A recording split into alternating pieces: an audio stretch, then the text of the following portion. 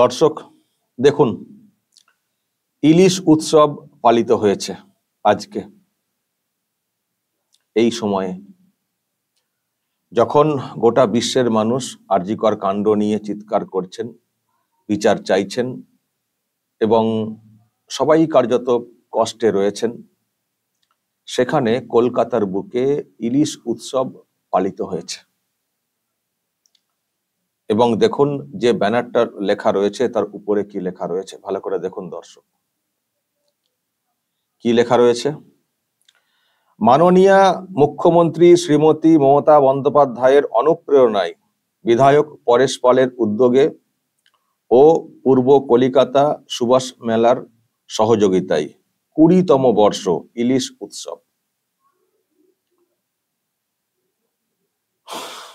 দর্শক বুঝতে পারছেন, এই যে উৎসব যেটা হয়েছে কার অনুপ্রেরণাতে হয়েছে? মমতা বন্দ্যোপাধ্যায়ের, রাজ্যের মুখ্যমন্ত্রীর।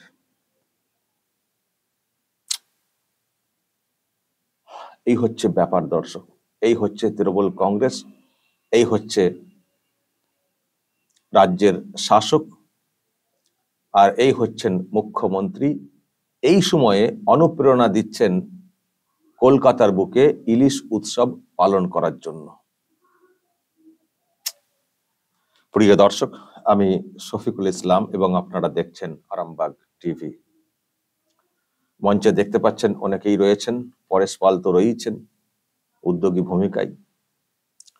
মমতা বন্দ্যোপাধ্যায়ের ছবি, পাশে পরেশ পালের ছবি, ইলিশ মাছের ছবি। মঞ্চে দেখুন বসে রয়েছেন সদ্য এমএলএ হয়েছেন সুপ্তি পান্ডে, তার মেয়েও ওই দিকে রয়েছেন দেখুন বসে। এখানে দেখতে পাচ্ছি অতীন ঘোষ, তিনিও রয়েছেন এবং আরো সব অনেকেই রয়েছেন। পালিত হয়েছে ধুমধাম করে ইলিশ উৎসব। এই হচ্ছে রাজ্যের হাল, এই হচ্ছে রাজ্যের হাল। কেন আমরা বলি যে মুখ্যমন্ত্রীর চেয়ারটাকে খালি করতে হবে, বুঝতে পারছেন? এই জন্যই বলি, যতদিন ওই চেয়ারটাতে মমতা বন্দ্যোপাধ্যায় বসে থাকবেন রাজ্যে কোনো বিচার হবে না, কেউই বিচার পাবেন না। উনি এবং ওনার লোকজনেরা এই সব করে মানুষের নজরটাকে ঘুরিয়ে দিয়ে সবকিছুকে ধামাচাপা দিয়ে নিজেরা উৎসবে মেতে উঠবেন। এখন চলছে ইলিশ উৎসব, এর কিছুদিন পরেই দেখবেন ওনারাই সব চেষ্টা করবেন ঢুকিয়ে দিতে, সেটা হচ্ছে মানে দুর্গা উৎসব, মানে দুর্গাপুজোর মধ্যে দেখবেন ওই সেন্টিমেন্টে ওই দিকে সব ঢুকিয়ে দেওয়ার চেষ্টা হবে, যাতে করে মানুষজন এই সব ভুলে যান। এই হচ্ছে এই রাজ্যের শাসক। খেলা এবং মেলা বা এই ধরনের সব ফুর্তির প্রোগ্রাম এইসব করে মানুষকে মাতিয়ে রেখে আসল জিনিসগুলোকে ভুলিয়ে দিয়ে ক্ষমতা কায়েম রাখার চেষ্টা করেন। এটাও তারই একটা, যখন আরজিকর নিয়ে মানুষজন চিৎকার করছেন, এই করছেন সেই করছেন, সেখানে একটা উৎসবের নামে ফুর্তি করে নজরটাকে ঘুরিয়ে দেওয়ার চেষ্টা করেছেন বা নিজেরাও খানিকটা আমোদ করেছেন, ফুর্তি করেছেন। তবে আমার মনে হয় যতই তারা এই সময় এইসব করুন না কেন, মানুষের নজর কিন্তু ঘুরবে না, মানুষের নজর কিন্তু ঘুরবে না, বরং মানুষ বলবেন, যেটা আমিও বলছি, যে এরা কি এতটাই নির্লজ্জ? যখন আরজিকর কাণ্ড নিয়ে এত কিছু হচ্ছে, এত চিৎকার করছেন মানুষ, বিচারের দাবিতে আওয়াজ তুলছেন।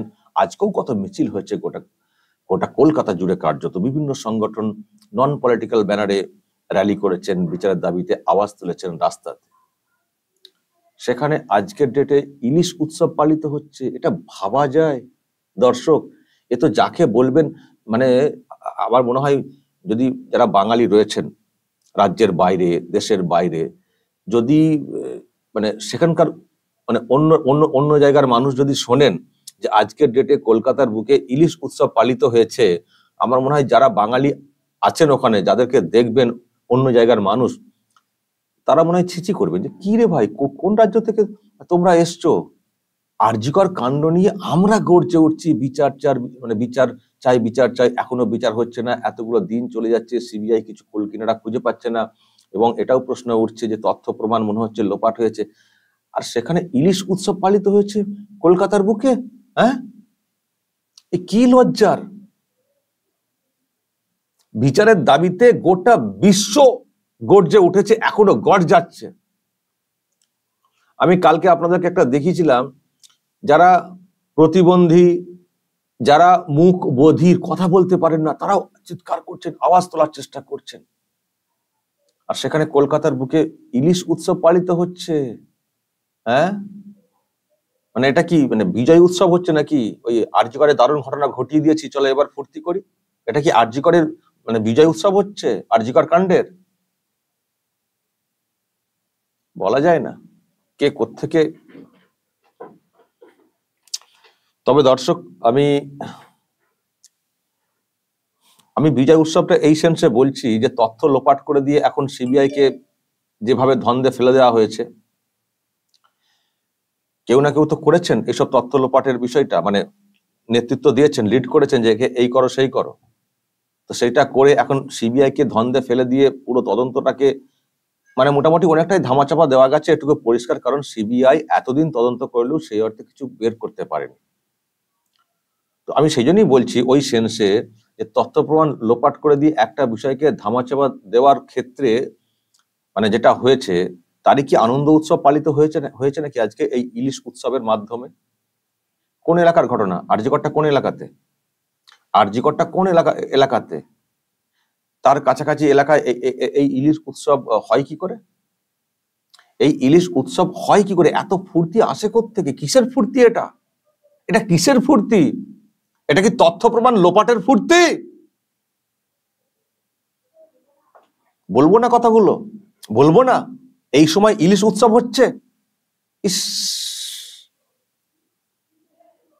তো দেখতেও খারাপ, শুনতেও খারাপ, বলতেও খারাপ, আর বাঙালি হিসেবে বাইরের রাজ্যে পরিচয় দিতেও খারাপ। যখন এই ঘটনা ওই এলাকার মানুষ যখন জানতে পারবেন, তারা বলবেন কে রে ভাই, কোন বাঙালি? মানে বাঙালি এতটা নিচে নেমে গেছে নাকি?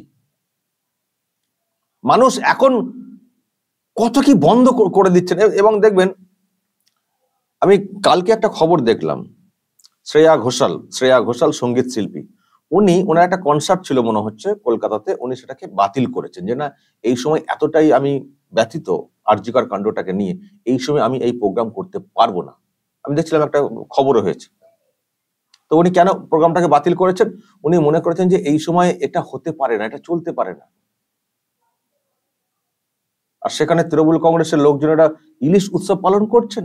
হতে পারে প্রত্যেক বছর করে থাকেন, তা বলে এই সময় এই প্রোগ্রামটা এটা যায়? এখানে এই প্রোগ্রামটা করা যায়? তাই তো আমার প্রশ্ন, যে এত ফুর্তি আসে কোত্থেকে? এটা কিসের উৎসব হচ্ছে? এটা কি ওই মানে ইলিশ উৎসব যেমন হয়ে থাকে ওটা, নাকি ওই তথ্য প্রমাণ লোপাটের বিজয় উৎসব হচ্ছে? যে বাহ, সব লোপাট করে দিয়েছি, সিবিআই কাউকে খুঁজে পাচ্ছে না, চলো এবার ফুর্তি করি, আনন্দ উপভোগ করি, যে কাজ হাসিল হয়ে গেছে, সেই জন্য এটা হয়েছে?